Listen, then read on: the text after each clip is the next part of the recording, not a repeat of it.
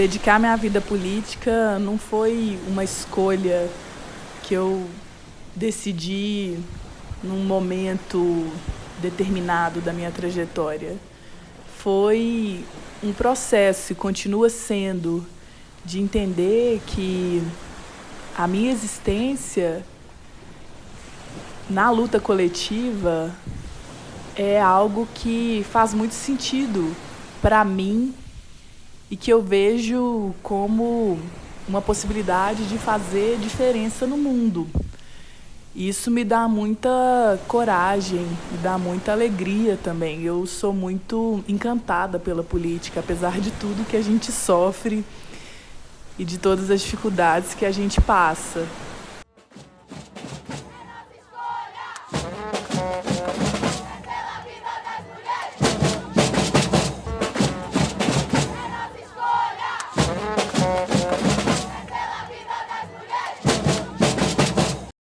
A política, na minha opinião, é o ser já nasce político, na minha opinião. Isso ainda mais na visão como advogada, estudante do direito. Mas muitas pessoas divergem com relação a essa fala. E quando eu fui fazer a minha ida aos bairros para falar sobre política, nossa, quanta rejeição existe para muitos que não têm essa visão ampla do que é a palavra política. E eles confundem política com politicagem. Política, para mim, e aí eu não vou falar só de mim, eu vou falar um pouco desse lugar que eu venho, desse grupo que eu represento, que na verdade não é grupo, é maioria. Se a gente for colocar todos os pobres e todos os pretos, nós somos a maioria do país. A política, ela é um instrumento de possibilidade de construção de uma outra sociedade. No Brasil, a gente sofre de pobrefobia e a gente não fala sobre isso. Porque ser pobre é ser a escala inferior da sociedade. E é isso que eles não querem.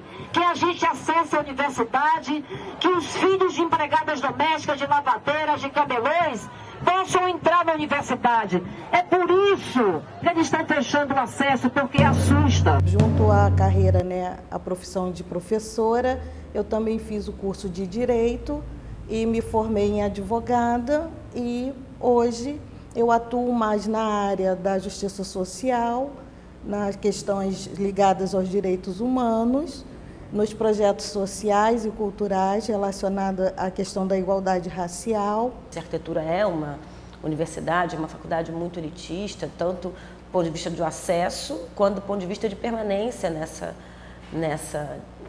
área, né? O curso é caríssimo, os livros são caros, o material é caríssimo, enfim, uma lapiseira.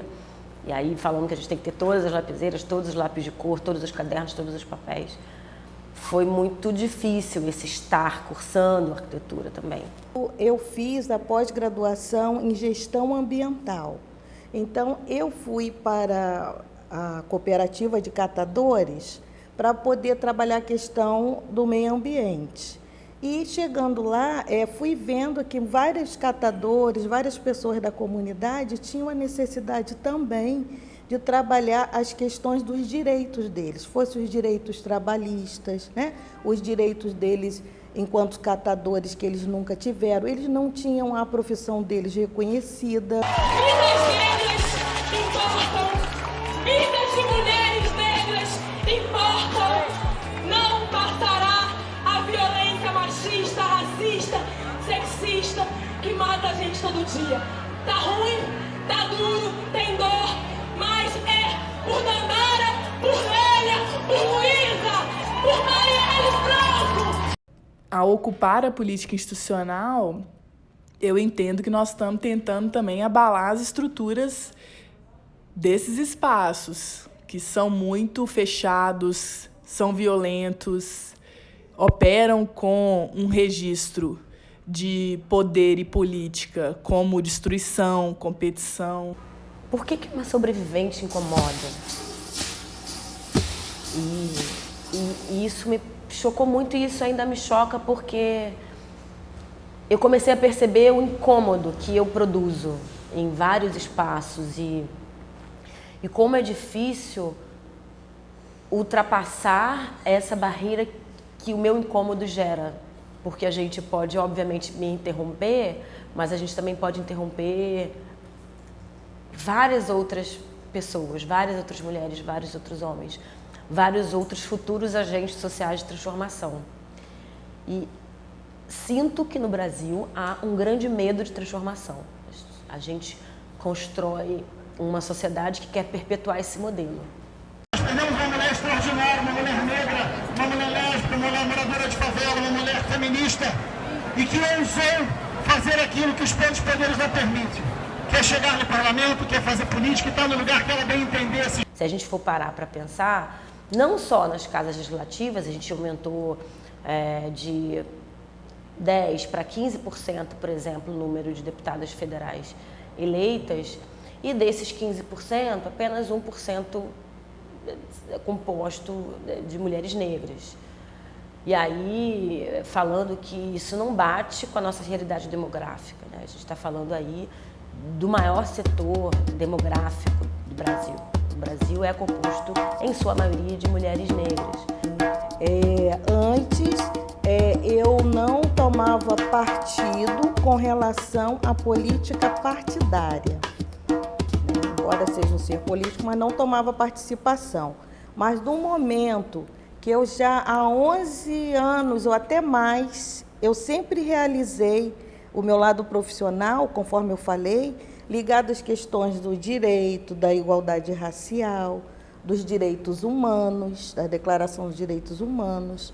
E fui vendo que muitas das coisas que estavam ali, poucos trabalhavam e faziam valer. Bom, foi muito difícil dar o salto, né, de ser pensadora política, de ser uma liderança de movimento social, para ser uma figura público-política. Eu até hoje tenho questões em relação a isso, né? Como uma mulher como eu, com todo esse marcador histórico, com todo esse marcador simbólico, consegue dar o salto para ser uma representante no parlamento ou uma representante no executivo. Eu dei o salto porque eu entendi que existia um buraco, que existia um hiato muito grande entre povo e de quem fazia política, de quem faz política. Já vi político com 30 anos de mandato e não deram retorno nenhum para nós eleitores, para nós brasileiros. E na hora das eleições é sempre aquela mesma conversa, aquele mesmo discurso, mas nas ações não atende. Então, por isso eu aceitei quando eu fui convidada para fazer parte de um partido político. Eu fui convidada por mais de um à época. Verifiquei, fui às reuniões para ouvir qual era o propósito, a visão, a missão daquele partido, o estatuto. Eu vejo que a pluralidade das pautas, e eu estou falando de pautas que são pautas estruturais no Brasil, eu falo que, por exemplo, mulheres negras têm como centralidade o SUS, mulheres negras têm como centralidade saneamento básico, porque nós somos um dos países recordistas de doenças de veiculação hídrica, porque somos nós que temos os filhos que estão no SUS por conta de chikungunya, por conta de malária, enfim. Eu acho que as mulheres negras, elas estão nessa base da pirâmide que entendem muito bem de Brasil. Verdadeiramente, tanto nas casas legislativas quanto no executivo, nós temos pouquíssimas pessoas que entendem de Brasil.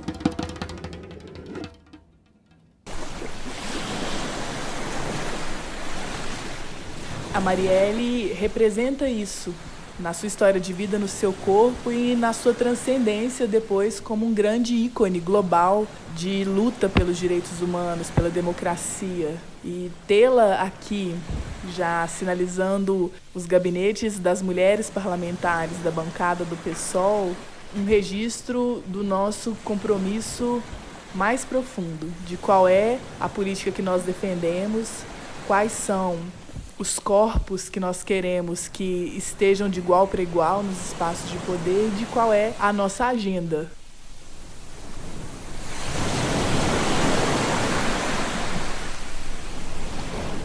E, para além das casas legislativas, eu vejo um grande buraco também de representatividade na sociedade. E aí aquele grande debate que a gente sempre tem, né? Mas basta ser mulher negra, você não se sente representada por um homem branco? Pessoas nos seus partidos que muitas das vezes não dão oportunidade para nós, mulheres negras, não só as negras, mas as mulheres estarem também disputando no mesmo nível de igualdade, de direitos e de condições. Porque a política sem princípios muito sérios de luta por justiça, por igualdade, por respeito às diferenças, acaba sendo uma forma de violação, de dominação. E, ao contrário, a política precisa ser uma construção de quebra dessa lógica tradicional do poder, para buscar o compartilhamento do poder. Espero que nas próximas eleições nós tenhamos mais mulheres no Ceará com mandato e mais mulheres negras, sim. Por quê? Porque só nós mesmos, negros, podemos e sabemos, sentimos na pele, que essa coisa de pele é pele mesmo, né? Então, os preconceitos, né, as injustiças sociais, o que nós deixamos de ter de oportunidades, não só no passado com relação à questão da escravidão, mas o pós-escravidão. E a gente precisa construir um outro projeto que não saia da São Salvador ou do Largo Cantado do Rio Pinheiros. Assim. A gente precisa construir um projeto que não seja burguês. E a gente está preso no modelo. Porque quem constrói essa política e esse projeto anda bem burguesinho e bem branco. A gente precisa construir também os nossos pares e repactuar entre os nossos esse novo modelo de país e construir, entender o que é o país, o que é o Brasil. Eu estou muito nesse campo de quem quer passar limpo, inclusive, o entendimento de Brasil, de brasilidade e de nação. Eu não quero que o verde e amarelo seja entendido como bolsonarismo e que mulheres negras sejam entendidas como identitarismo e como um pequeno setor social. Tem um buraco aí enorme que a gente precisa reconstruir, ressignificar e entender. Eu quero um outro Brasil, isso é fato.